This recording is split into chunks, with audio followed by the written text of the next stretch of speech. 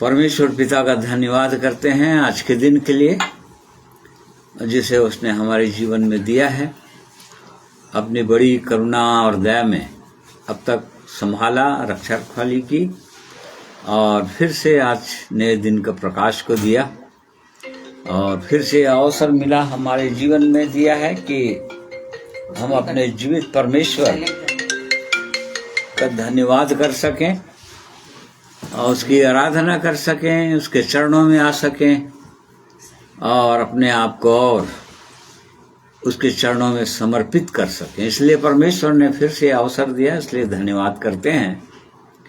और इसलिए आज के दिन में जितने प्रिय भाई बहन जुड़ते हैं, आप सबों को मैं प्रभु यीशु मसीह के पवित्र नाम में जय मसीह कहता हूँ।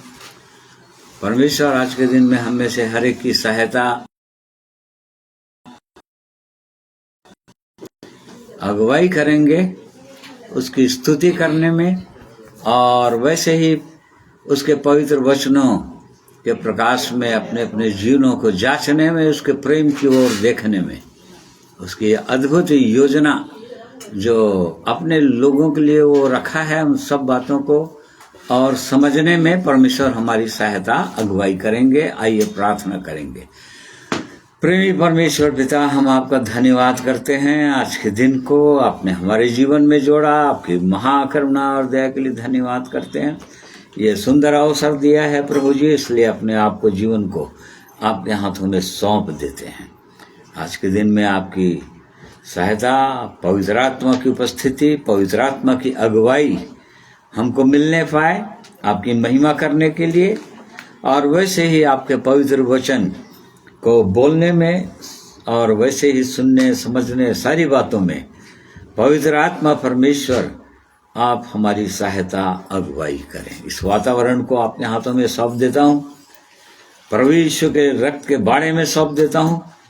प्यारे परमेश्वर, अब तक आपने हमारी सहायता की है, संभाला है और इसलिए हम अपने आप को आपके हाथों में सौंप देते हैं।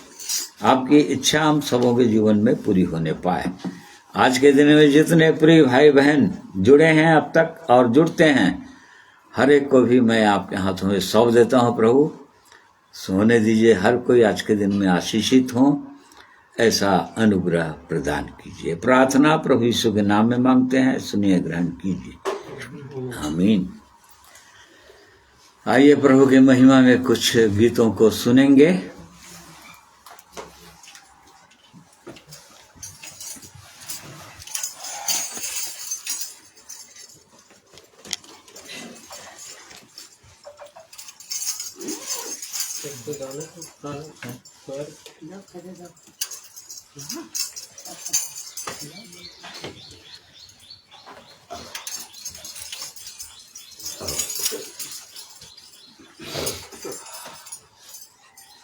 इसको दूर कर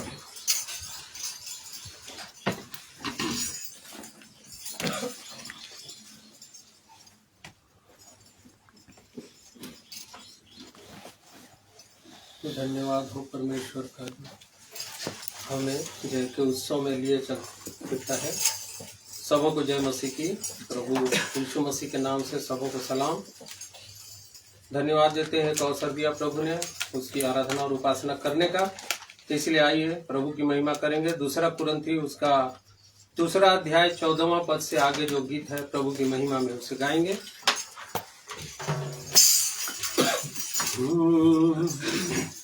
धन्यवाद हो परमेश्वर का जो हमें उत्सव में लिए देता है। अपने ज्ञान का सुगंध हमारे द्वारा हर जगह फैलाता है। धन्यवाद हो परमेश्वर का जो हमें के उत्सव में लिए देता है। अपने ज्ञान का सुगंध हमारे द्वारा हर जगह फैलाता है। मसीह में मसीह में मसीह में जय मिलती है। मसीह में मसीह में मसीह में जय मिलती है। मसीह में मसीह में मसीह में जय मिलती है।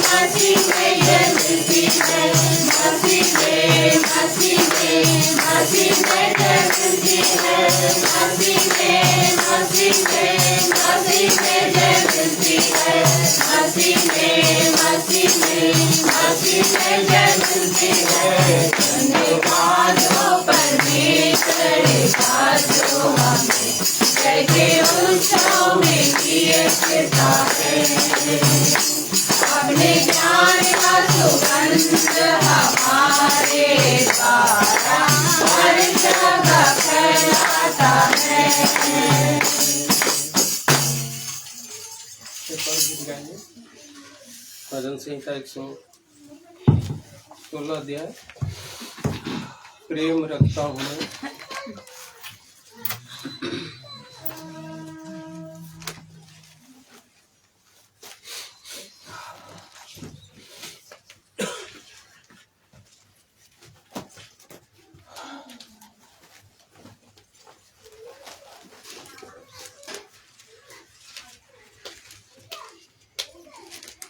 चलिए इस गीत को हम लोग सब मिलकर गाएंगे।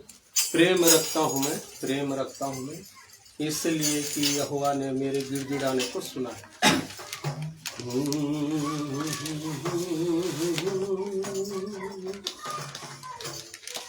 प्रेम रखता हूँ मैं, प्रेम रखता हूँ मैं, प्रेम रखता हूँ मैं, प्रेम रखता हूँ मैं, इसलिए कि यहोवा ने मेरे गिड़गिड़ाने को सुना है। प्रेम रखता हूँ मैं, प्रेम रखता हूँ मैं, उसने जो मेरी ओर पार लगाया है, उसने जो मेरी ओर पार लगाया है, इसलिए मैं जीवन भर उसको पुकारा करूँगा, इसलिए मैं जीवन भर उसको पुकारा करूँगा। प्रेम रखता हूँ मैं, प्रेम रखता हूँ मैं, क्योंकि रस्सियाँ मेरे चारों ओर थी, क्योंकि रस्सियाँ मेरे चारों ओर थी, मैं भोलों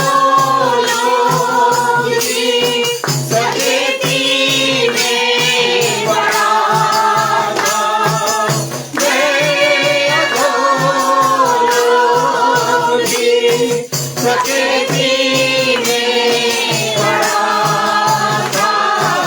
प्रेम रखता हूँ मैं, प्रेम रखता हूँ मैं, तब मैंने यहोवा से विनती और प्रार्थना की, तब मैंने यहोवा से विनती और प्रार्थना की, जब मैं बलहीन हो गया था, उसने मेरा उद्धार किया, जब मैं बलहीन हो गया था, उसने मेरा उद्धार किया। प्रेम रखता हूँ मैं, प्रेम रखता हूँ मैं, मेरे प्राण को मृत्यु से, आँखों को आंसू बहाने से, मेरे प्राण को मृत्यु से, आँखों को आंसू बहाने से, और मेरे पाँव को ठोकर खाने से बचाया है, और मेरे पाँव को ठोकर खाने से बचाया है। प्रेम रखता हूँ मैं, प्रेम रखता हूँ मैं, प्रेम रखता हूँ मैं, प्रेम रखता हूँ मैं, उसने यहोवा ने जितने उतारे हैं, उनका बदला मैं क्या दूँ,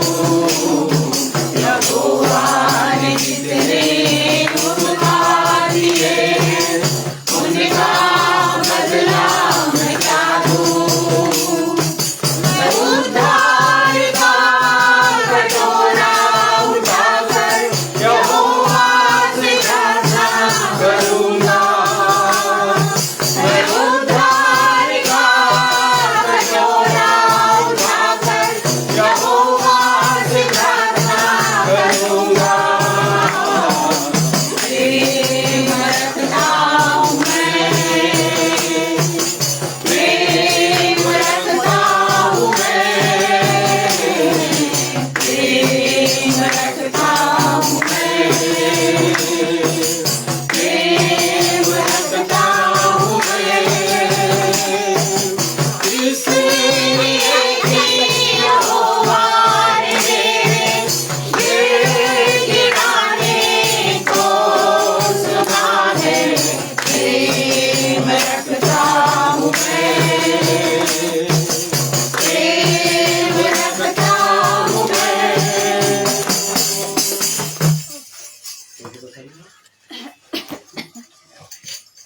आइए वचन के भाग में जाएंगे। उससे पहले त्रिवेणी प्रभु की महिमा में गीत गाएंगे।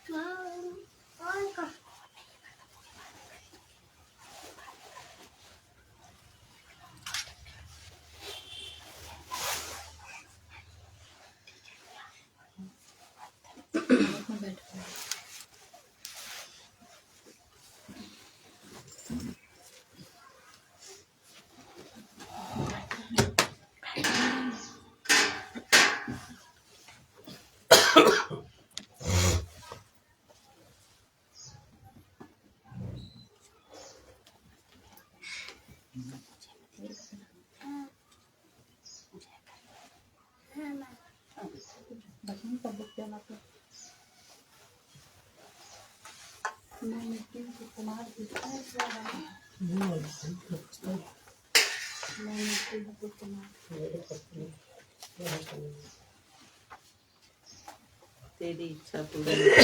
हाँ हाँ वही। इसमें वजन बुक में किसमें लिखा है? नरेश के पास वही। नहीं,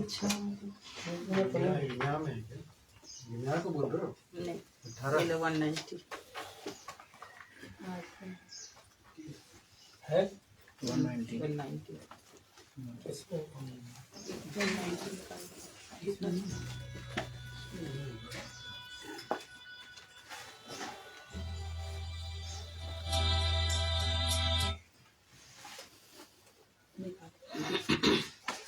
कौन सा नाम? 190। हेलो, परमेश्वर पिता का मैं धन्यवाद करती हूँ आज के दिन के लिए, जो परमेश्वर ने आज के दिन को मेरे को दिखाया है। मैं अनगिनत परमेश्वर का मैं हृदय से कोटि कोटि बार धन्यवाद करती हूँ। और आज के दिन में हम सब इकट्ठे हुए हैं कि प्रभु की महिमा करें और उसकी मर्जी को और उसके किए हुए उपकारों को उसके बदले में क्या दे सकते हैं परमेश्वर को। हृदय से उसको धन्यवाद, हम परमेश्वर को सच्चा बलिदान चढ़ाएं। आज परमेश्वर का मैं हृदय से धन्यवाद करती हूँ कि उसको महिमा मिले आज के दिन हम सब के जीवन से। तो आइए गीत गाऊंगी प्रभु की महिमा के लिए और प्रभु मेरी सहायता करेंगे।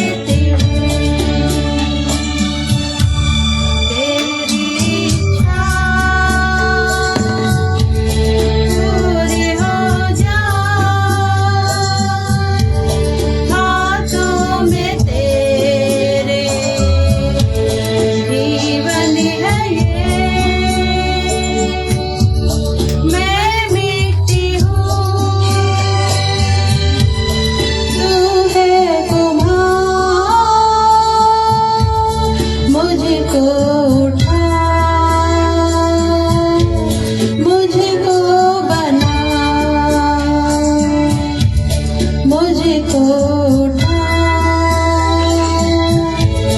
मुझको बना, मुझको उठा, मुझको बना, मुझको उठा, मुझको बना। परमेश्वर पिता का धन्यवाद करती हूँ कि मैं प्रभु की महिमा कर सकूं। और जय मसीह की सबको। और आइए हम वचन के भाग में जाएंगे और परमेश्वर हम सबकी सहायता करें।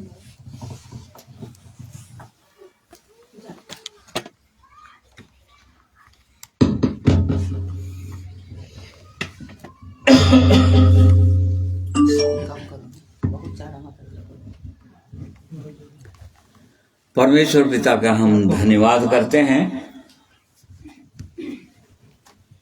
ओ परमेश्वर, जिसने कहा कि मनुष्य को अपने स्वरूप में और अपनी समानता में बनाएं, और वो परमेश्वर वही काम कर रहे हैं। एक मनुष्य को अपने हाथों में लेते हैं, बुलाते हैं, पाप रूपी दलदल से निकालते हैं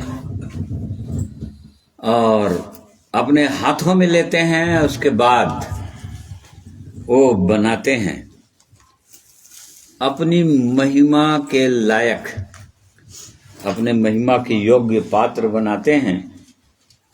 और उसकी इच्छा है कि पूरी रीति से अपने समान बना दे, ओ प्रभु यीशु मसीह के समान, ताकि वो परमेश्वर हमको अपना संतान कह सके और हम प्रभु यीशु मसीह के भाई और बहन कहला सकें। यही तो उसकी इच्छा है और यही उसकी महानता है उस परमेश्वर की, कि एक मिट्टी को लेकर वो अपने पुत्र के समान बना देना चाहता है, हमेशा हमेशा के लिए अनंत जीवन देकर।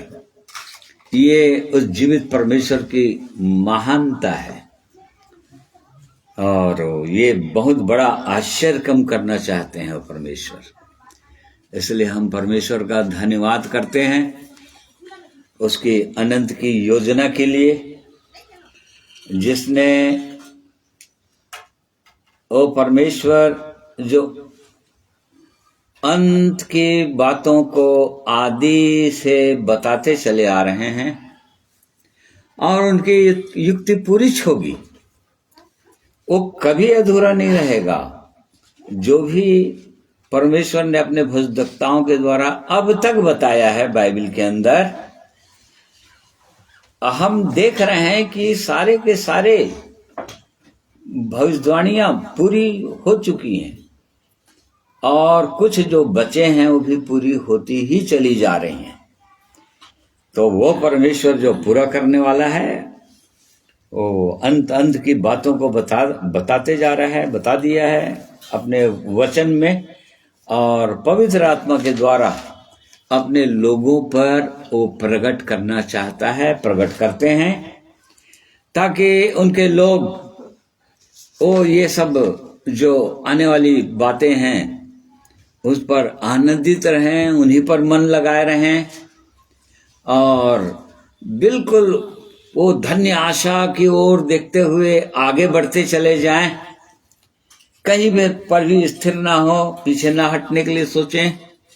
और इसी कारण से वो परमेश्वर वो और अंत अंत की बातों को भी वो बताते हैं, बताना चाहते हैं।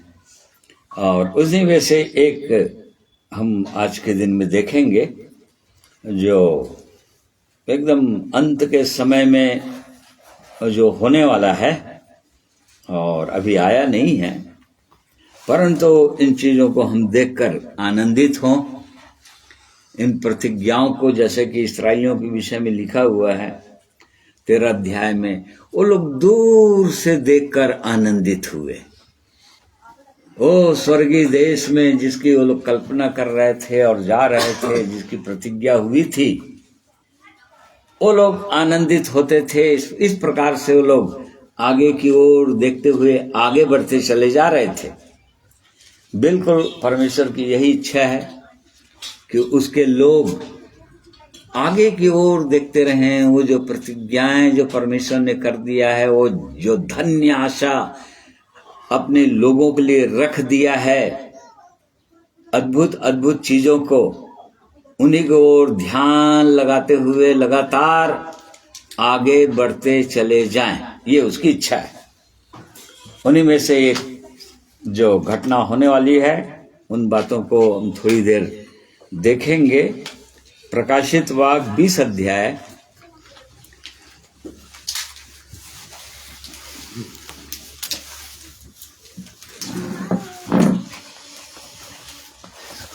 प्रकाशित वाक्य 20 अध्याय 1 पद से 6 पद तक हमारे प्रिय भाई पढ़ रहे हैं। प्रकाशित वाक्य 20वां अध्याय उसका 1 से 6 पद तक परमेश्वर के वचन में इस प्रकार लिखा है। फिर मैंने एक स्वर्गदूत को स्वर्ग से उतरते देखा, जिसके हाथ में अथाह कुंड की कुंजी और एक बड़ी जंजीर थी। उसने उस अजगर अर्थात पुराने सांप को, जो इबलीस और शैतान है, पकड़ के 1000 वर्ष के लिए बांध दिया और उसे अथाह कुंड में डालकर बंद कर दिया और उस पर मुहर लगा दी कि वह 1000 वर्ष के पूरे होने तक जाति जाति के लोगों को फिर ना भरमाए। इसके बाद अवश्य है कि वह थोड़ी देर के लिए खोला जाए। फिर मैंने सिंहासन देखे और उन पर लोग बैठ गए और उनको न्याय करने का अधिकार दिया गया। मैंने उनकी आत्माओं को भी देखा, जिनके सिर यीशु की गवाही देने और परमेश्वर के वचन के कारण काटे गए थे, और जिन्होंने ना उस पशु की और ना उस मूर्ति की पूजा की थी और ना उसकी छाप अपने माथे और हाथों पर ली थी। वे जीवित होकर मसीह के साथ 1000 वर्ष तक राज्य करते रहे। जब तक ये 1000 वर्ष पूरे ना हुए, तब तक शेष मरे हुए ना जी उठे। या तो पहला पुनरुत्थान है। धन्य और पवित्र वह है जो इस पहले पुनरुत्थान का भागी है। ऐसों पर दूसरी मृत्यु का कुछ अधिकार नहीं, पर वे परमेश्वर और मसीह के याजक होंगे और उसके साथ 1000 वर्ष तक राज्य करेंगे। परमेश्वर का हम धन्यवाद करते हैं उसके इस पवित्र वचन के लिए। वो परमेश्वर वो बताना चाहता है अपने लोगों को कि जो भी घटनाएं जो अभी वर्तमान में होने जा रहा है, उन सब घटनाओं के बाद इन बातों को हम सुन चुके हैं कि इसके बाद जो विश्व युद्ध होने का है, तृतीय विश्व युद्ध, और उस दौरान एंटी क्राइस्ट का, ख्रिस्ट विरोधी का राज्य होने वाला है, जिसमें वो पृथ्वी के 1/3 लोग नाश हो जाएंगे। और 1/3 लोग नाश हो जाएंगे, उसमें दुष्ट ही लोग नाश होंगे। जो इस संसार के जो विद्रोही लोग हैं और जिनको वो दुष्ट शैतान जो है बहुत तायत से वो अपने लिए इस्तेमाल कर रहा है, ऐसे लोग उस समय में 1/3 लोग इस पृथ्वी से नाश हो जाएंगे। और तब फिर उसके बाद जो एक सुंदर जो 1000 वर्ष का राज्य होगा, उसके लिए वो परमेश्वर अपने लोगों को अभी से तैयार कर रहा है, उस दिन के लिए तैयार कर रहा है, जिसने पहले से प्रतिज्ञा कर दिया है कि उसमें वो लोग ही प्रवेश कर पाएंगे। और इन वचनों को आज हम देखना चाहते हैं कि जिसमें हम भी ताकि उसमें हम प्रवेश करने के लिए अपने आप को पाएं, अपने आप को तैयार करें कि हम भी उस 1000 वर्ष का जब राज्य होगा तब हम वहाँ पर प्रवेश कर सकेंगे। तो यहाँ पर यूहन्ना जो प्रभु यीशु मसीह का प्रिय शिष्य थे, और उसको वो दर्शन में वो देख रहा है, स्वर्ग में दिखाया गया जो भी घटनाएं होने वाली हैं एकदम अंतिम में, उन सब को वो उसको परमेश्वर ने दिखा दिया था। और उसके बाद वो पूरी चीज़ों को प्रकाशित वाक्य में लिख दिया है, तो परमेश्वर ने लिखवा दिया है। ताकि उसके लोग, जो लोग इस योग्य ठहरेंगे, वो लोग इन बातों को जाने और जानकर इन बातों को देखते हुए आनंदित रहें, आशीषित रहें और इस आत्मिक जीवन में आगे बढ़ते ही चले जाएं। और इसलिए इन बातों को उसने कहा। तो यहाँ पर ये सारी बातें जब हो जाएंगी पूरी रीति से, और यहाँ तक के 20 पद में लिखा है 19 के कि वो पशु और झूठा भविष्यद्वक्ता, ये दोनों लोग आग की झील में डाल दिए जाएंगे। मतलब एंटी क्राइस्ट का जो होगा उसी को पशु बोल रहा है, जो ख्रिस्ट विरोधी होगा वही पशु होगा, और झूठा जो भविष्यद्वक्ता होगा, ये लोग सबसे पहले आग की झील में जाएंगे, वो लोग डाल दिए जाएंगे। और उसके बाद वो परमेश्वर जो है शैतान को अथाह कुंड में थोड़े समय के लिए, मतलब 1000 वर्ष के लिए, वो अथाह कुंड में उसको बांधेगा। क्यों? थोड़े समय के लिए। ये आग की झील में नहीं जाएगा। अभी शैतान आग की झील में सबसे वो उसके बाद जाएगा, वो 1000 वर्ष के राज्य के बाद जाएगा वो। तो ये लोग इसको अथाह कुंड में बांधेगा 1000 वर्ष के राज्य के लिए, और तब उस समय इस पृथ्वी पर बड़ी शांति होगी, आनंद रहेगा, क्योंकि प्रभु यीशु का राज्य रहेगा। और जितने विद्रोही लोग जो होंगे संसार में, वो तो सब नाश हो जाएंगे। और इसी कारण से भी उस समय वो 1000 वर्ष के राज्य में जो प्रभु यीशु का राज्य होगा, वो बहुत ही अद्भुत राज्य होगा। और यहाँ पर लिखा है धन्य वे लोग होंगे जो उस राज्य में प्रवेश करेंगे, जो प्रभु यीशु का राज्य होगा। और इसलिए इन सब बातों को हमको वो चाहता है परमेश्वर कि उसके लोग इन बातों को जाने और उसके अनुसार और अपने आप को इस योग्य बनाएं कि वो 1000 वर्ष में प्रभु यीशु मसीह के साथ राज्य करने पाए, उस राज्य में सम्मिलित होने पाए।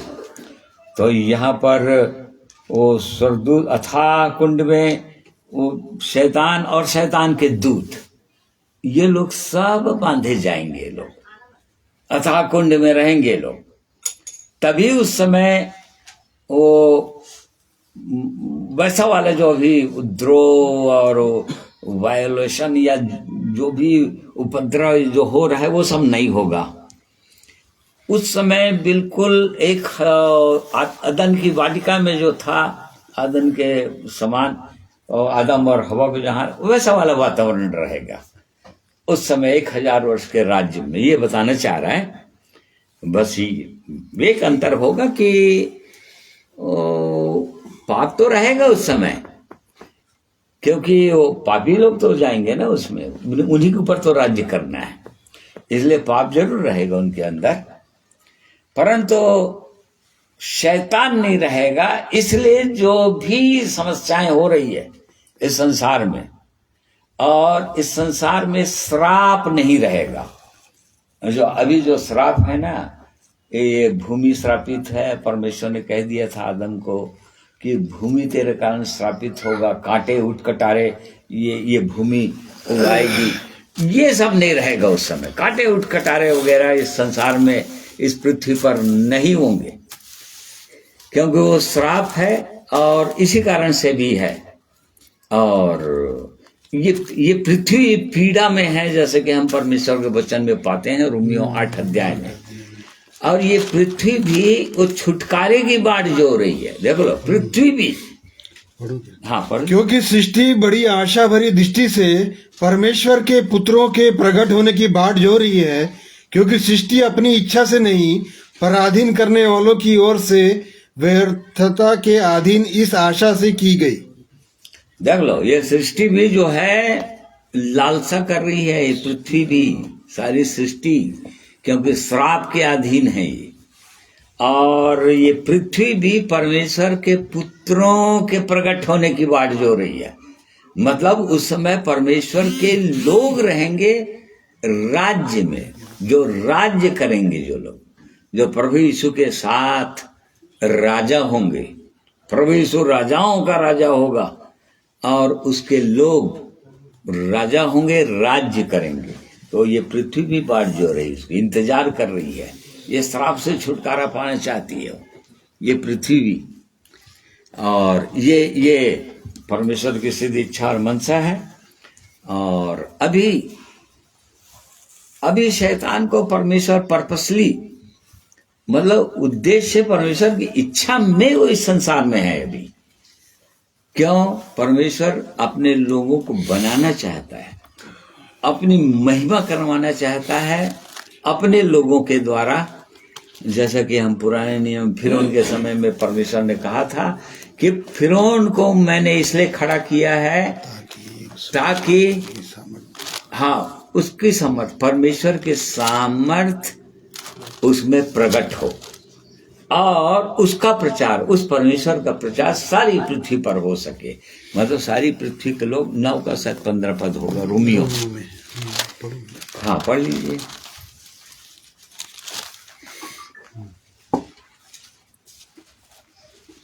हाँ, क्योंकि पवित्र शास्त्र में फिरौन से कहा गया, मैंने तुझे इसीलिए खड़ा किया है कि तुझ में अपनी सामर्थ दिखाऊं और मेरे नाम का प्रचार सारी पृथ्वी पर हो। हाँ, देख लो, ये उद्देश्य है परमेश्वर का, ये उद्देश्य है फिर उनको खड़ा करने का पुराने नियम में।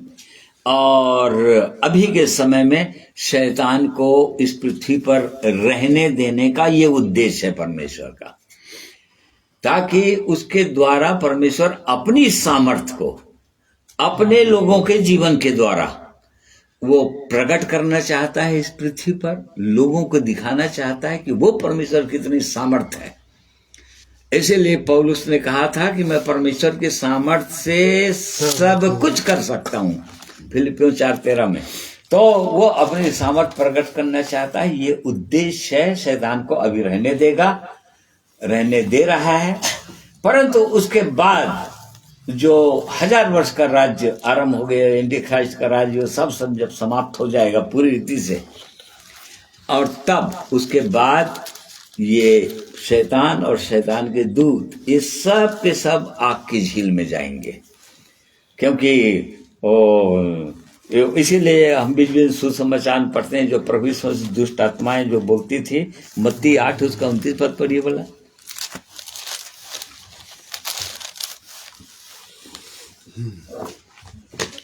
उन्होंने चिल्लाकर कहा, हे परमेश्वर के पुत्र, हमारा तुझसे क्या काम? क्या तू समय से पहले हमें दुख देने आया है? देख लो, ये दुष्ट आत्माएं ऐसे बोलती थी प्रभु यीशु मसीह, समय से क्या पहले हमको दुख देना है। मतलब अभी दुष्ट आत्माओं का समय नहीं हुआ है। लूका 8 उसका 31 पद भी पढ़ लो।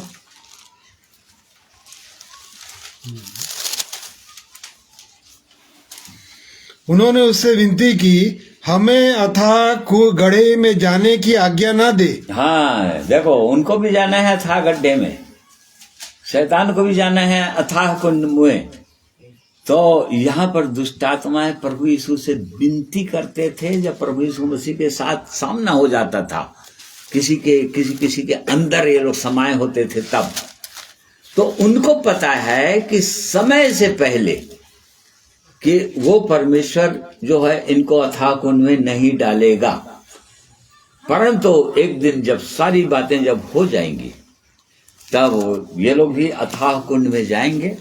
उसका यहाँ पर हम प्रकाशित वाक्य 20 अध्याय में वर्णन देख रहे हैं कि चला जाएगा, कुंड में बांधा जाएगा, और तब वो फिर उसके बाद 1000 वर्ष के बाद थोड़ी देर के लिए छोड़ेगा वो, मतलब शैतान को और उसके साथ सबको फिर छोड़ देगा वो, अथाह कुंड से निकाल देगा। क्यों निकालेगा? उसका उद्देश्य है, उस परमेश्वर का उद्देश्य है। क्योंकि चूंकि 1000 वर्ष के राज्य में पाप नहीं रहेगा, क्योंकि पाप का करने वाला नहीं रहेगा। हम जानते हैं कि पाप का करने वाला शैतान है। पहला महीना 3 का 8 पद में हम इस बात को पाते हैं कि पाप शैतान आरंभ से करता आ रहा है और वो ही नहीं रहेगा इस संसार में, इसलिए पाप नहीं होगा। परंतु उस संसार में उस समय 1000 वर्ष के राज्य में इसी संसार के लोग प्रवेश कर लेंगे, वहां चले जाएंगे। जो लोग वो उस दिन तक जो लोग जीवित रहेंगे वो लोग, और तब उस 1000 वर्ष के राज्य में भी बच्चे तो पैदा होंगे ही, परिवार में परिवार जाएंगे, ये सारी सृष्टि वैसे ही बना रहेगा। इसलिए उस समय जो 1000 वर्ष के राज्य में जो बच्चे पैदा होंगे उनका न्याय कैसे होगा फिर? क्योंकि शैतान तो रहेगा नहीं कि वो लोग पाप करें, और इसलिए उनका न्याय फिर कैसे होगा?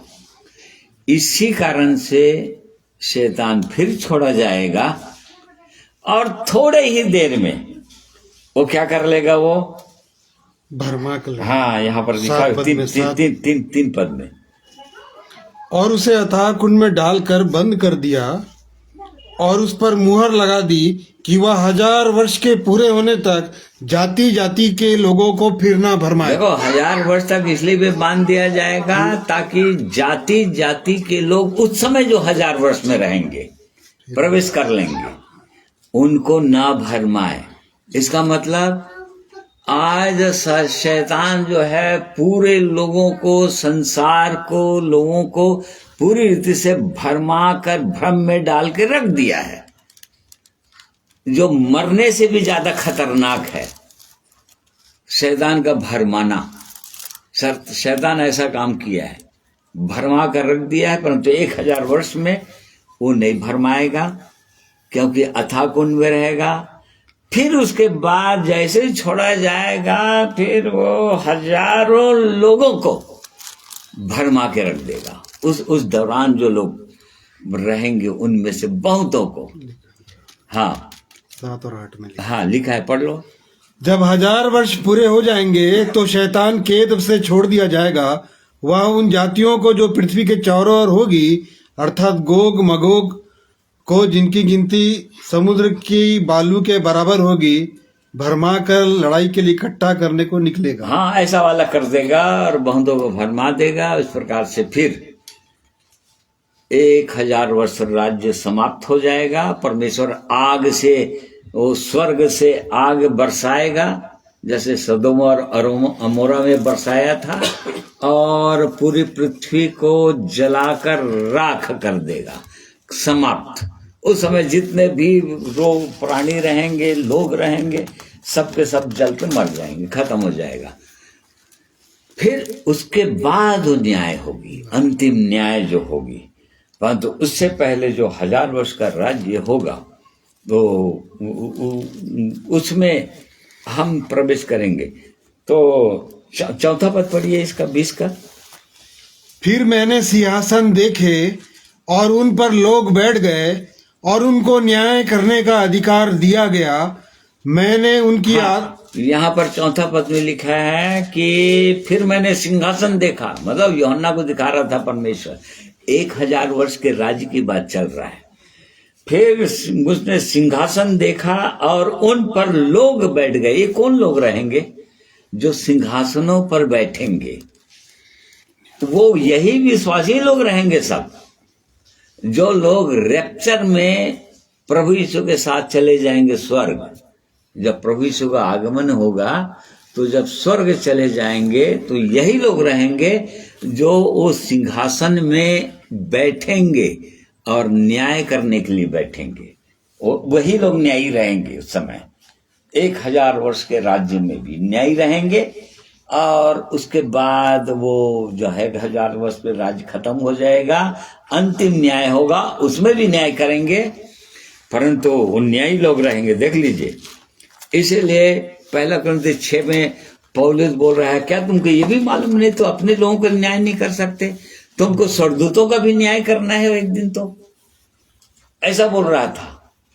तो न्यायसन में परमेश्वर के लोग बैठेंगे, यहाँ पर न्याय करने का अधिकार दिया जाएगा परमेश्वर के लोगों को। जो लोग स्वर्ग जाएंगे उनको ये अधिकार मिलेगा। फिर उसके बाद मैंने उनकी आत्माओं को भी देखा जिनके सिर यीशु की गवाही देने और परमेश्वर के वचन के कारण काटे गए थे, और जिन्होंने उस पशु की और न उसकी मूर्ति की पूजा की थी और न उसकी छाप अपने माथे और हाथों पर ली थी, उनको भी मैंने देखा।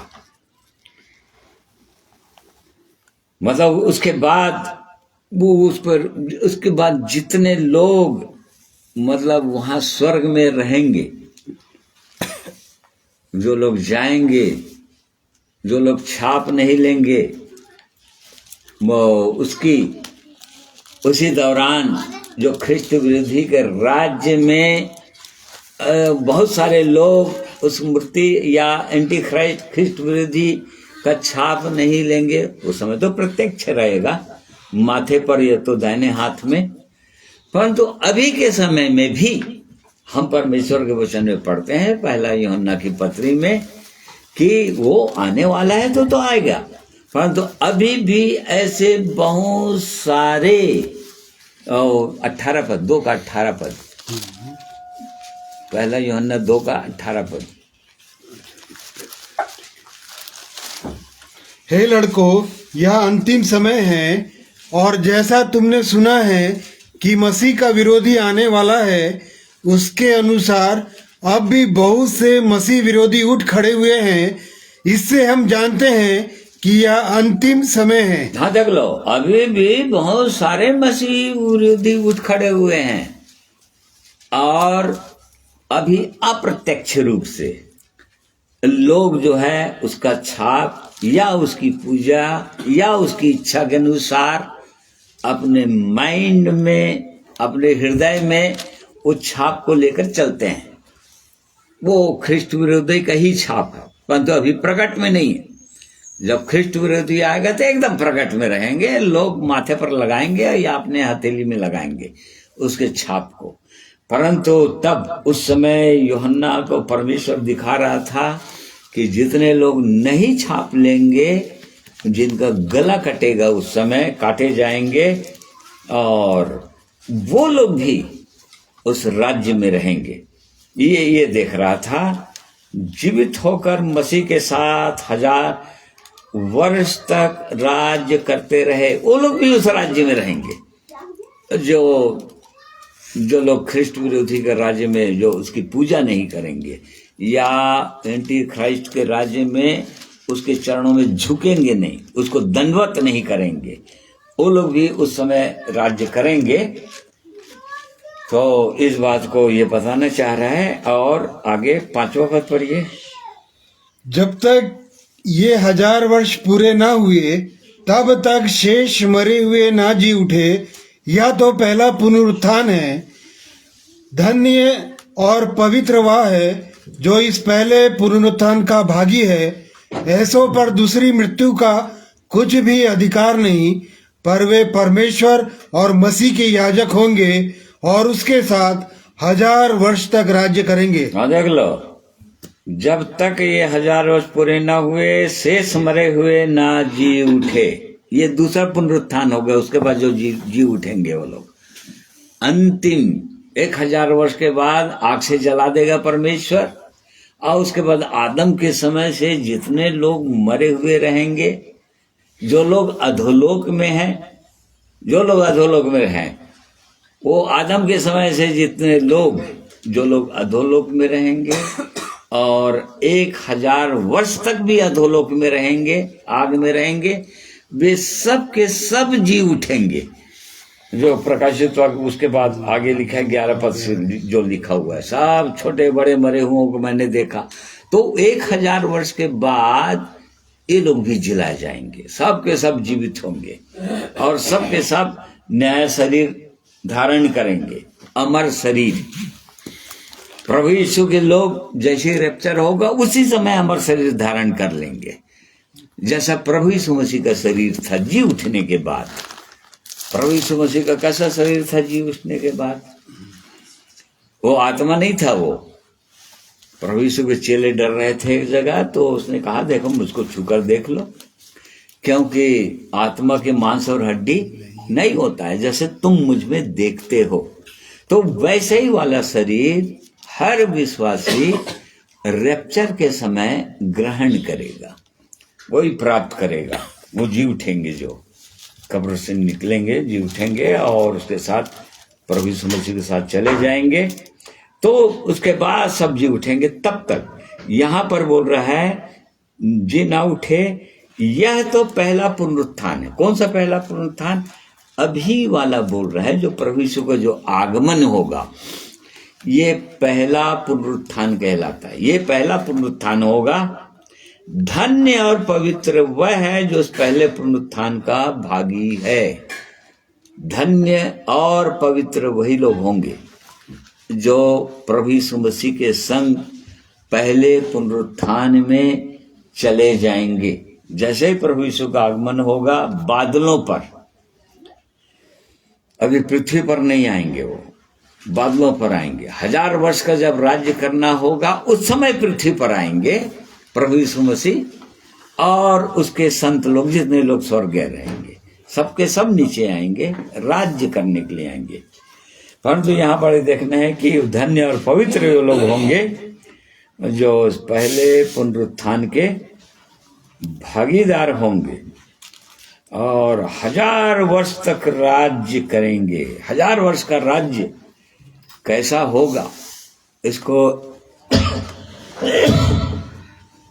सोच कर देखिए। अदन की बगीचा के समय आदम और हवा को जैसे वातावरण में परमेश्वर ने रखा था, उसी का परमेश्वर अनुभव देना चाहता है अपने लोगों को, वो भी 1000 वर्ष राज के लिए। कैसा वातावरण होगा उस समय, हम यशायाह नबी के पुस्तक में पाते हैं उन बातों को। उस समय कैसा वातावरण लगे। यशायाह 11 अध्याय उसका 6 पद से पढ़ी वाला। तब भेड़िया भेड़ के बच्चे के संग बैठा करेगा और चीता बकरी के बच्चे के साथ बैठा करेगा, और बछड़ा और जवान सी और पाला पोसा हुआ बैल तीनों इकट्ठे रहेंगे, और एक छोटा लड़का उनकी अगुवाई करेगा। हाँ, और गाय और रिछनी मिलकर चरेंगी और उनके बच्चे इकट्ठा बैठेंगे, और सी बैल के समान भूसा खाया करेगा। दूध पीता बच्चा करेत के बिल पर खेलेगा, और दूध छुड़ाया हुआ लड़का नाक के बिल में हाथ डालेगा। मेरे सारे पवित्र पर्वत पर ना तो कोई दुख देगा और न हानि करेगा, क्योंकि पृथ्वी यहोवा के ज्ञान से ऐसी भर जाएगी जैसा जल समुद्र में भरा रहता है। हाँ, ये 1000 वर्ष के समय हो गए। ये जो लिखा हुआ है ये भविष्यवाणी है 1000 वर्ष के लिए। 1000 वर्ष में ऐसा वातावरण रहेगा। सोच कर देखिए, कोई हिंसक प्राणी नहीं रहेगा, कोई हिंसक नहीं रहेगा। फिर कोई उस समय मांस भी कोई नहीं खाएगा, मनुष्य लोग भी कोई नहीं खाएंगे मांस उस समय, क्योंकि हिंसक ही नहीं रहेगा। कोई प्राणी वैसा हिंसक नहीं होगा, किसी को मार नहीं सकेंगे। मतलब अदन की बगीचे में जैसा था, अदन के समय में जो परमेश्वर ने रखा था। उत्पत्ति 1 अध्याय उसका 30 पद होगा, देखिए पढ़िए। और जितने पृथ्वी के पशु और आकाश के पक्षी और पृथ्वी पर रेंगने वाले जंतु हैं, जिनमें जीवन का प्राण है, उन सब के खाने के लिए मैंने सब हरे हरे छोटे पेड़ दिए हैं, और वैसा ही हो गया। ना देख ले, बिल्कुल वैसे वातावरण होगा उस समय 1000 वर्ष के राज्य में। कोई मांसाहारी नहीं रहेगा, मनुष्य भी नहीं रहेंगे, कोई मांसाहारी नहीं रहेंगे। बिल्कुल साग और एकदम सब वेजिटेरियन हो जाएंगे। कोई जंगली जानवर वो ऐसा नहीं रहेगा, वो लोग भी भूसा खाएंगे, वो लोग भी घास खाएंगे पूरी रीति से। उसी समय शेर, भालू, चीता सब लोग ऐसे खाएंगे। ऐसा वाला सुंदर वातावरण रहेगा उस समय। वो सोच कर देखिए, जो लोग 1000 वर्ष में प्रवेश करेंगे, धन्य और पवित्र वही लोग होंगे जो लोग उस 1000 वर्ष के राज्य में प्रवेश करने पाएंगे। यशायाह 65 अध्याय में भी वो 1000 वर्ष के विषय में कुछ लिखा हुआ है, उसका 19 और 20 पद पढ़िए। मैं आप यरूशलेम के कारण मगन और अपनी प्रजा के हेतु हर्षित हूँगा, उसमें फिर रोने या चिल्लाने का शब्द ना सुनाई पड़ेगा। उसमें फिर ना तो थोड़े दिन का बच्चा और ना ऐसा बूढ़ा जाता रहेगा जिसने अपनी आयु पूरी ना की हो, क्योंकि जो लड़कपन में मरने वाला है वह 100 वर्ष होकर मरेगा, परंतु पापी 100 वर्ष का होकर श्रापित ठहरेगा। हाँ देख लो, ऐसा वाला उसमें मृत्यु नहीं रहेगी और कम से कम 100 वर्ष तक जिएंगे जो लोग, और बच्चे लोग 1000 वर्ष तक जिएंगे पूरा। उस दौरान उस 1000 वर्ष में जो लोग पैदा होंगे, क्योंकि उनका न्याय कैसे होगा, इसीलिए वो शैतान छोड़ा जाएगा। परंतु उस समय जितने लोग प्रवेश कर जाएंगे 1000 वर्ष में, मान लो 2-4 दिन बाद मरने वाले भी रहेंगे, वो लोग भी 100 साल तक जिएंगे, ये बोल रहे हैं यहाँ पर। ऐसा वाला सुंदर वातावरण रहेगा वहां पर और पूरी शांति रहेगी उस समय 1000 वर्ष के राज्य में। और सब और जैसे ने भी पुस्तक में और अलग अलग जगह में बच्चे खेलते हुए देखेंगे, चौक में बूढ़े लोग जो काफी उम्र के हो चुके हैं वो लोग भी अच्छा से वो रहेंगे, बातें करते रहेंगे। कोई किसी को दुख नहीं देगा, कोई किसी को दुख नहीं देगा, ऐसा वाला वातावरण रहेगा। क्योंकि वो न्यायी जो है प्रभु यीशु रहेगा और प्रभु यीशु के साथ प्रभु यीशु के लोग रहेंगे, संत लोग रहेंगे, जो लोग रैप्चर में गए रहेंगे। इसी कारण से वो बहुत ही सुंदर वातावरण होगा। अब उसमें जो प्रवेश करेंगे वो लोग बहुत ही धन्य ठहरेंगे, लिखा है। 6वां पद पढ़ो। धन्य और पवित्र वह है जो इस पहले पुनरुत्थान का भागी है। ऐसों पर दूसरी मृत्यु का कुछ भी अधिकार नहीं, पर वे परमेश्वर और मसीह के याजक होंगे और उसके साथ 1000 वर्ष तक राज्य करेंगे। हाँ, परमेश्वर के लोगों के लिए बहुत बड़ी धन्य आशा है ये 6वां पद। और उसी के लिए वो परमेश्वर चाहते हैं कि उसके लोग एकदम तैयार रहें, सचमुच धन्य और पवित्र ठहरे, पहले पुनरुत्थान के भागीदार बने और ताकि उसके साथ हमेशा हमेशा के लिए राज्य कर सकें। प्रकाशित वाक्य 2 उसका 11 पद पढ़िए।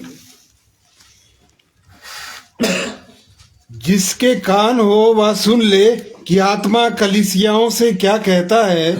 जो जय पाए उसको दूसरी मृत्यु से हानि ना पहुंचेगी। देखिए, जो जय पाएगा वही दूसरी मृत्यु अर्थात आग की झील से उन्हीं की हानि नहीं होगी।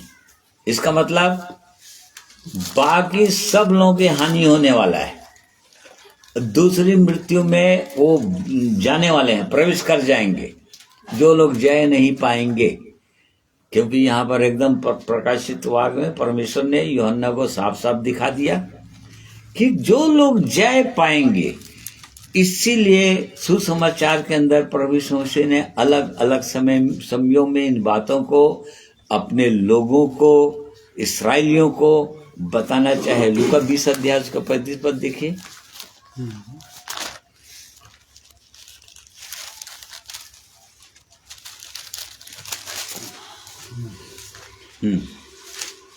पर जो लोग इस योग्य ठहरेंगे कि उस युग को और मरे हुओं में से जी उठने को प्राप्त करें, वे ना विवाह करेंगे और ना विवाह में दिए जाएंगे। हाँ देखो, प्रभु यीशु मसीह बोल रहे थे, वो सदुकियों को बोल रहे थे, सदुकियों के लीडर लोगों को बोल रहे थे, जो वो लोग क्वेश्चन कर रहे थे कि उस समय स्वर्ग में कैसा होगा, वहां भी शादी ब्याह होगा क्या, ये वो। तो प्रभु यीशु बोल रहे थे। फिर से पढ़िए। पर जो लोग इस योग्य ठहरेंगे कि इस युग की और मरे हुओं में से जी उठने को प्राप्त करें। हाँ देखो, यहाँ पर प्रभु यीशु ने कहा कि जो लोग इस योग्य ठहरेंगे बोल रहा है, मतलब हर व्यक्ति वहां पर चला जाएगा ऐसा नहीं है। प्रभु यीशु ने साफ साफ बताया, जो लोग इस योग्य ठहरेंगे कि पहले पुनरुत्थान का भागीदार हो जाएं वो लोग, अर्थात जिस दिन वो प्रभु यीशु का आगमन हो उस दिन वो लोग प्रभु यीशु के साथ जा सकें साथ में इस योग्य ठहरे वो लोग उनके विषय में बोल रहा है। तो ऐसे से नहीं चले जाएंगे। ये वो उद्धार तो मुफ्त में मिल जाता है एक मनुष्य को, पापों की क्षमा छुटकारा, जब कोई व्यक्ति बड़े पश्चाताप करके परमेश्वर के महान प्रेम की ओर, क्रूस की ओर देखकर चला आता है प्रभु के चरणों में, तो उसके पाप क्षमा हो जाते हैं। वो परमेश्वर उसको वो ये सब काम कर देता है, उसका उद्धार हो जाता है उस टाइम के लिए। परंतु उसको तो आगे चलना है, गवाह बनना है। आगे चलते चलते चलते तब जो लोग इस योग्य ठहरेंगे, मतलब अपने उद्धार को संभाल कर बचा कर रखेंगे, पवित्र जीवन जीते रहेंगे, धन्य ठहरेंगे, वो लोग पहले पुनरुत्थान के भागीदार होंगे और तब वो लोग राज्य करेंगे प्रभु यीशु मसीह के साथ। 1000 वर्ष तक के लिए राज्य करेंगे। इसलिए बहुत गंभीर होकर हमको देखना है, सोचना है और इन बातों को जानना है। और इब्रानी 11 अध्याय उसका 35 पद देखिए।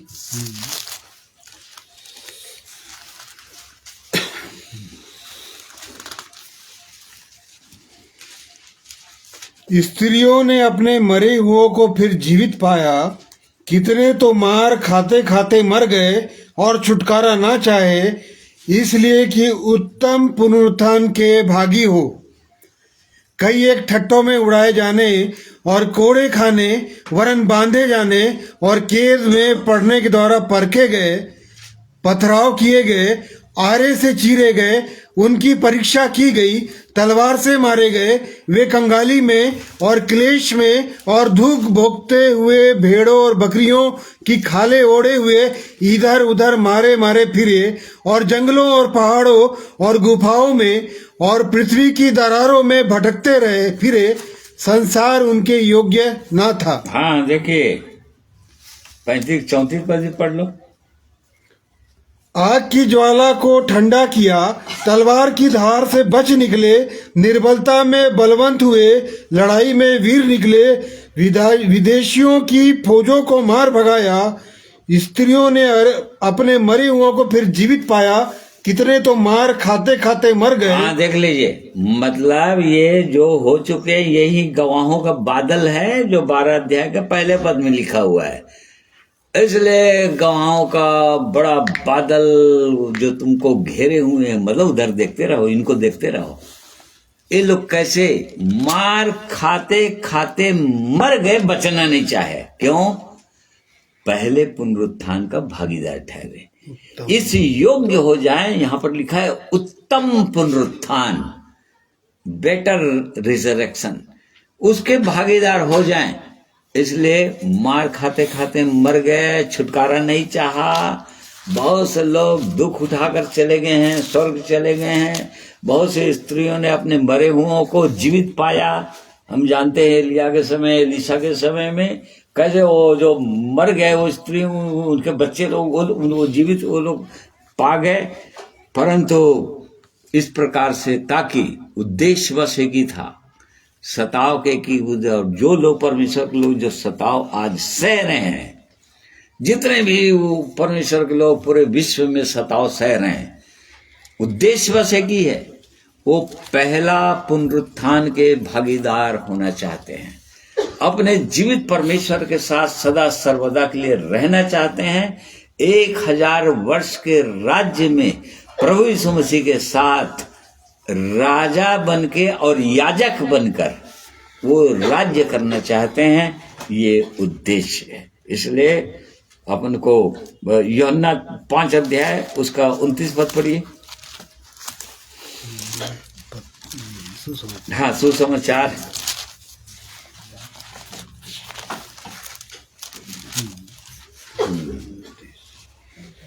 जिन्होंने भलाई की है वे जीवन के पुनरुत्थान के लिए जी उठेंगे, और जिन्होंने बुराई की है वे दंड के पुनरुत्थान के लिए जी उठेंगे। देखो 2 पुनरुत्थान है, बार बार यहाँ पर बताया 2 पुनरुत्थान। जो लोग भलाई किए हैं वो जीवन के पुनरुत्थान, ये उस समय होगा जब प्रभु यीशु का आगमन होगा।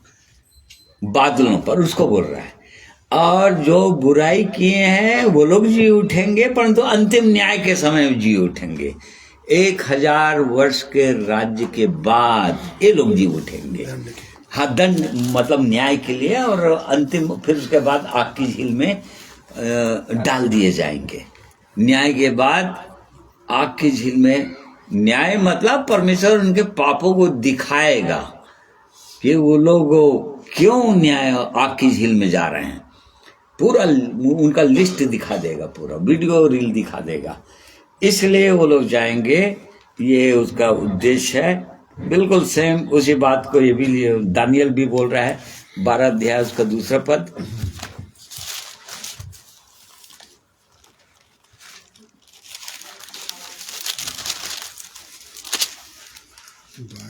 हाँ, 2 पद। जो भूमि के नीचे सोए रहेंगे उनमें से बहुत से लोग जाग उठेंगे, कितने तो सदा के जीवन के लिए और कितने अपनी नाम धराई और सदा तक अत्यंत घिनौने ठहरने के लिए। देख लो, यहाँ पर भी दोनों पुनरुत्थान के बाद के लिए एक साथ बोल रहे हैं। यहाँ पर दानियल नबी के द्वारा परमेश्वर, पहला पुनरुत्थान किसके लिए? जीवन के लिए, भलाई के लिए, सदा के लिए, सदा परमेश्वर के संग रहने के लिए वो पुनरुत्थान पाएंगे, जी उठेंगे।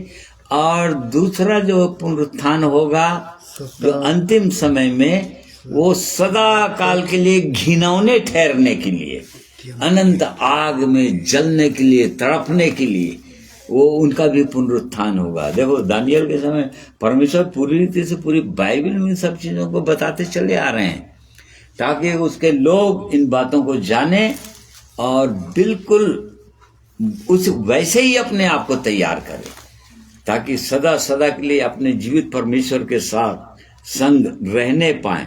फिलिपियों 3 अध्याय उसका 8वां पद पढ़िए। देखिए पौलुस प्रेरित अपनी गवाही कैसे दे रहे हैं।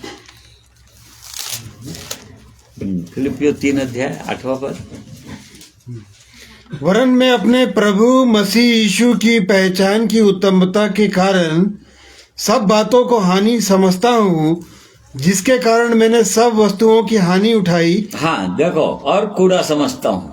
पौलुस ये बोल रहा है कि मैं सब वस्तुओं को हानि उठा लिया, कूड़ा समझता हूँ। क्यों? 11 पद। जिससे कि मैं मसीह को प्राप्त करूं और उसमें पाया जाऊं कि अपनी उस धार्मिकता के साथ जो व्यवस्था से है, वरन उस धार्मिकता के साथ जो मसीह पर विश्वास करने के कारण है और परमेश्वर की ओर से विश्वास करने से मिलती है, ताकि मैं उसको और उसके मृत्युंजन की सामर्थ को और उसके साथ दुखों में सहभागी होने के मर्म को जानूं और उसकी मृत्यु की समानता को प्राप्त करूं, कि मैं किसी भी रीति से मरे हुओं में से जी उठने के पद तक पहुंचूं। देख लो कैसे बोल रहा है। पौलुस प्रेरित बोल रहे हैं, ताकि मैं किसी भी रीति से मरे हुओं में से जी उठने के पद को प्राप्त करूं। देख लो, पौलुस बोल रहा है वो उसके कारण से जो जो बातें मेरे लिए लाभ की थी, सबको मैंने हानि उठा लिया, एक किनारे कर दिया, छोड़ दिया। अपने अहंकार को, अपने बड़े पद को, बड़ी प्रतिष्ठा को जो पौलुस के पास था, जो कि उसके साथ महायाजक लोग उसके सामने खड़े हो जाते थे और उसकी आज्ञा मानते थे, उसकी बात मानते थे। ऐसा वाला पावरफुल व्यक्ति था वो, तो विद्वान व्यक्ति था वो तो पौलुस, परंतु सबको उसको मैंने कूड़ा समझ लिया, बोल रहा है, ताकि किसी रीति से मरे हुए में से जी उठने के पद को, अर्थात पहला पुनरुत्थान को मैं प्राप्त करूं, बोल रहा है। तो आप सोच लीजिए, पौलुस बोल रहा है हमको भी प्राप्त करना है, और यदि हमको ये प्राप्त करना है तो हम ऐसे तो प्राप्त नहीं कर पाएंगे ना। हमारे पास एक धन्य आशा है। 21 पद पढ़ो, इसी का 21 पद पढ़ लीजिए। वह अपनी शक्ति के उस प्रभाव के अनुसार जिसके द्वारा वह सब वस्तुओं को अपने वश में कर सकता है, हमारी दीनहीन देह का रूप बदलकर अपनी महिमा की देह के अनुकूल बना देगा। ये उसकी योजना है परमेश्वर की।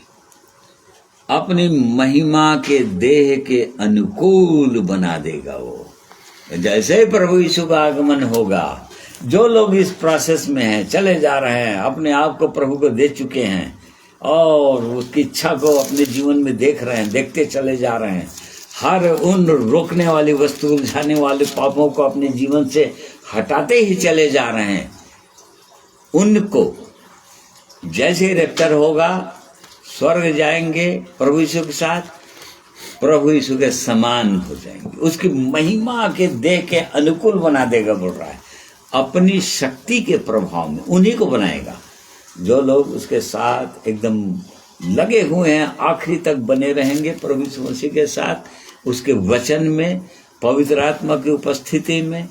ऐसे लोग, तो इसलिए इन बातों को हमको वो परमेश्वर की इच्छा में है कि हम उनको जाने और बिल्कुल इन्हीं को देखते हुए जो हमारे लिए रखा हुआ है स्वर्ग में, वो परमेश्वर की योजना के अंतर्गत हर एक विश्वासी के लिए, उसको देखते हुए आगे बढ़ते चले जाएं, पीछे नहीं हटे। क्योंकि जो लोग उधर देखते हैं, प्रकाश वो एक वचन और पढ़ लो, 13 अध्याय, इब्रानी 13 अध्याय, उसका 11 पद से।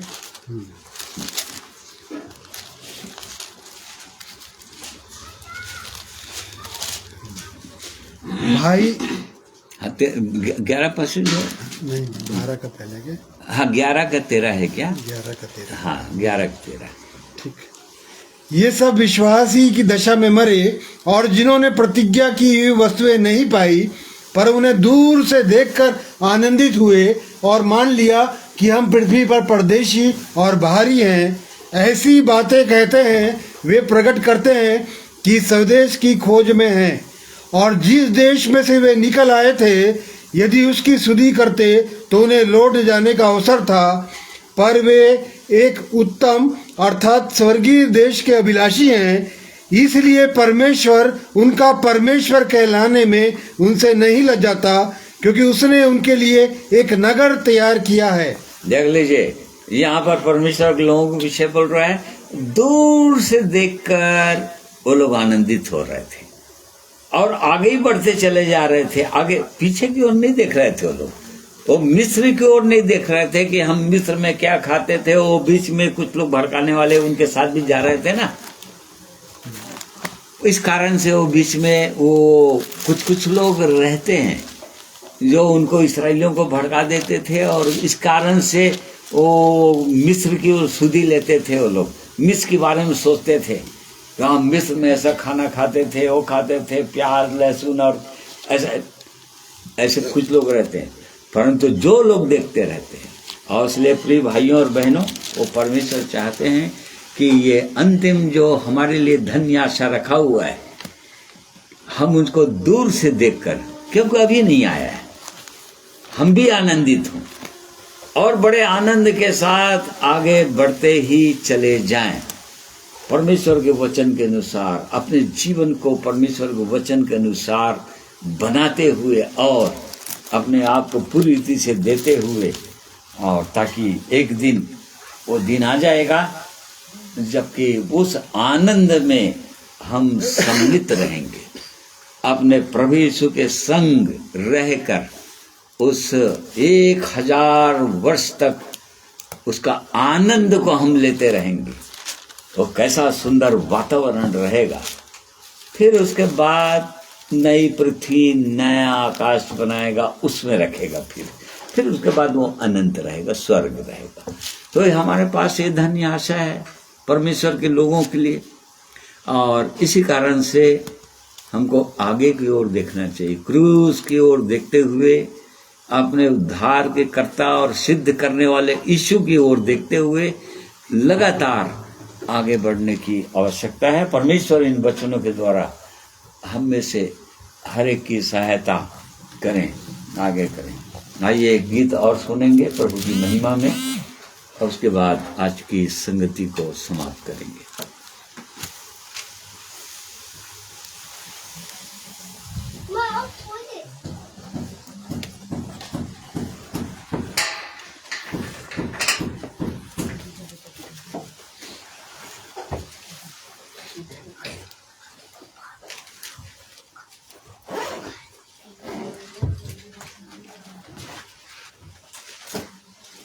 परमेश्वर पिता का धन्यवाद सुंदर वचन के लिए।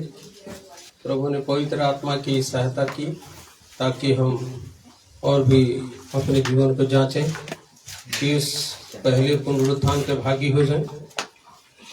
जैसे पौलुस फिलिपी के पत्री में कहता है, जैसे मसीह यीशु का स्वभाव था वैसा ही हमारा भी स्वभाव हो। तो उसका स्वभाव, उसने सब कुछ होते हुए भी अपने आप को क्या कर दिया? शून्य कर दिया।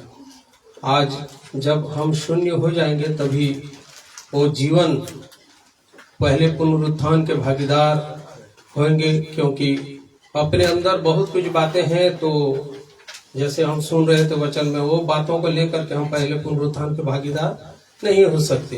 परमेश्वर इसी पे आधारित सुंदर एक गीत प्रभु की महिमा के लिए। शून्य जीवन से मेरे प्रभु राह चलाता तू वो प्यार है। मेरी मुसीबतों में तरस खाकर सीने लगाता तू वो प्यार है। शून्य जीवन से मेरे प्रभु राह चलाता तू वो प्यार है। मेरी मुसीबतों में तरस खाकर सीने लगाता तू वो प्यार है। इतने भले ईश्वर को कैसे करूं मैं आराधना। छोटा सा ये जीवन मेरा चरणों में भेंट चढ़ाऊं। इतने भले ईश्वर को कैसे करूं मैं आराधना।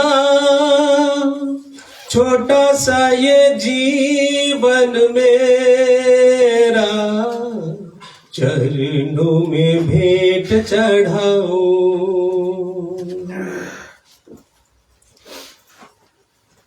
बीते दिनों की पीड़ाओं को न जाना मैंने था वो तेरा ही प्यार। बीते दिनों की पीड़ाओं को न जाना मैंने था वो तेरा ही प्यार। अपना बनाने सीने लगाने तैयार कर रहा था मुझको तू। अपना बनाने सीने लगाने तैयार कर रहा था मुझको तू। तेरा प्रेम है कितना महान। इतने भले ईश्वर को कैसे करूं मैं आराधना।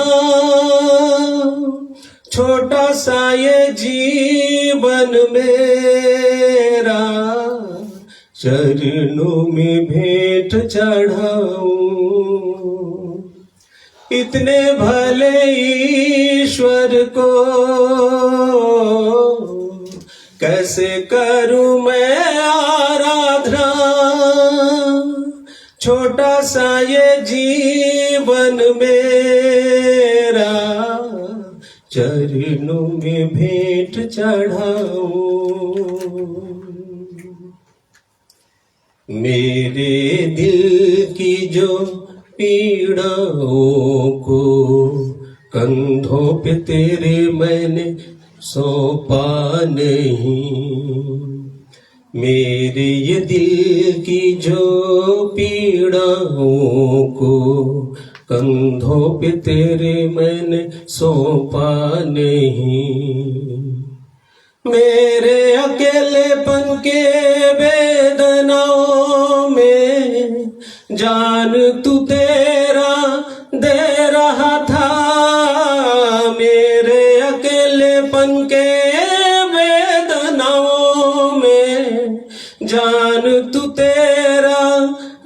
रहा था, यीशु तू है मेरा सहारा। इतने भले ईश्वर को कैसे करूं मैं आराधना, छोटा सा ये जीवन मेरा, चरणों में भेंट चढ़ाऊं। इतने भले ईश्वर को कैसे करूं मैं आराधना, छोटा सा ये जीवन मेरा, चरणों में भेंट चढ़ाऊं, चरणों में भेंट चढ़ाऊं, चरणों में भेंट चढ़ाऊं। धन्यवाद प्रभु यीशु, धन्यवाद।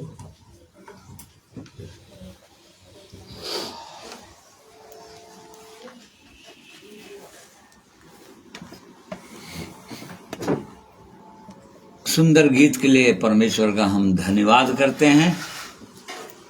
वो परमेश्वर वो चाहता है कि हम सब टूटे और पिसे हुए हृदय को बलिदान चढ़ा दें, भेंट चढ़ा दें, क्योंकि वो परमेश्वर और किसी चीज से प्रसन्न नहीं होता, परंतु केवल टूटा और पिसा हुआ हृदय जो लोग अपना जीवन को चढ़ा देते हैं, ऐसा उस परमेश्वर के चरणों में ला देते हैं, वो परमेश्वर उसी को ग्रहण करता है, उन्हीं से प्रसन्न होता है। और इसलिए परमेश्वर इन सब बातों में हम सबों की सहायता अगुवाई करें। आइए प्रार्थना करेंगे। प्रेमी परमेश्वर पिता, हम आपका धन्यवाद करते हैं आज के दिन में अपने पवित्र वचनों के द्वारा आपने और अंत की बातों को बताया प्रभु। और यद्यपि हम बहुत सारी बातों को जानते भी हैं, परंतु आपने और स्पष्ट रीति से समझने में हमारी सहायता किया, ताकि हम इन चीजों को अभी आया नहीं है, परंतु हम देखते देखते सोचते सोचते हम आनंदित रहें और लगातार इस आत्मिक जीवन में, जीवन के मार्ग में आगे बढ़ते चले जाएं, आपकी ओर देखते हुए, क्रूस की ओर देखते हुए, निशाने की ओर देखते हुए। ये हमारा उद्देश्य, हमारा लक्ष्य है कि हम हमेशा हमेशा के लिए अपने प्रभु यीशु मसीह के संग हम रहना चाहते हैं। 1000 वर्ष तक हम उसके संग राज्य करना चाहते हैं और अद्भुत आनंद को प्राप्त करना चाहते हैं। आपने हमारे लिए ऐसे सुंदर बड़ी बड़ी प्रतिज्ञाएं कर दिया है प्रभु जी, उसके लिए हम आपका धन्यवाद करते हैं और अपने जीवनों को आपके हाथों में सौंप देते हैं। इस सुंदर वचन के द्वारा आपने बताया इन बातों को, ताकि हम उस पहले पुनरुत्थान के योग्य ठहरे और इसलिए अपने जीवन को और गंभीरता पूर्वक हम लेने पाए प्रभु। हर एक रोकने वाली वस्तु, उलझाने वाले पाप जो इस मार्ग में एक विश्वासी के जीवन में आते रहते हैं, क्योंकि इस संसार में भी भरमाने वाला है वो शैतान, जो लोगों को भरमा कर रख दिया है और आपके लोगों को भी वो प्रयास करते रहता है कि किस प्रकार से भरमा दे, गिरा दे और इस मार्ग से, सत्य सकरे मार्ग से हटा दे, इस खोज में लगा हुआ है। इसलिए बड़ी चौकसी के साथ इस आत्मिक जीवन में चलने में हम सबों की सहायता अगुवाई कीजिए। इन वचनों के लिए धन्यवाद करते हैं प्रभु और अपने आप को, जीवन को और भी आपके हाथों में सौंप देते हैं। हम में से हर एक की सहायता अगुवाई कीजिए। अपने प्रियों के लिए मैं धन्यवाद करता हूँ। आज के दिन में जितने प्रिय लोग ऑनलाइन जुड़कर आपके पवित्र वचन को सुने हैं या इसके बाद भी सुनते हैं, हर एक की सहायता कीजिए, अपनी उत्तम आशीषों से भरिए, ताकि सबके पास ये धन्य आशा, ये जीवित आशा रहे, कि हमारी ये जीवित आशा बने कि नए प्रभु हमको वहां तक पहुंचना ही है, किसी भी रीति से हमको इस पद को प्राप्त करना ही है। ये धन्य आशा हमें हर एक के पास होना चाहिए और उसके अनुसार हम आगे बढ़ सकें, ऐसी सहायता कीजिए। इसलिए सब बातों के लिए धन्यवाद करते हैं और इस प्रार्थना को प्रभु यीशु मसीह के नाम से मांगते हैं। सुनिए, ग्रहण कीजिए। आमीन। प्रिय भाइयों बहनों, आप सबों को मैं धन्यवाद करता हूं जितने मेरे साथ आज के दिन में ऑनलाइन जुड़े हुए हैं। परमेश्वर आप सबों को आशीषित करें, इन वचनों के अनुसार चलने में सहायता करें और बिल्कुल वैसे ही हमारे जीवन में भी वो जलन हो प्रभु के लिए और प्रभु के साथ चलने के लिए, उस पद को प्राप्त करने के लिए ऐसी सहायता अगुवाई करे। इसलिए मैं आप सबों को धन्यवाद करता हूँ, आप सबों को जय मसीह की कहता हूँ। प्रभु हर एक को आशीष करे।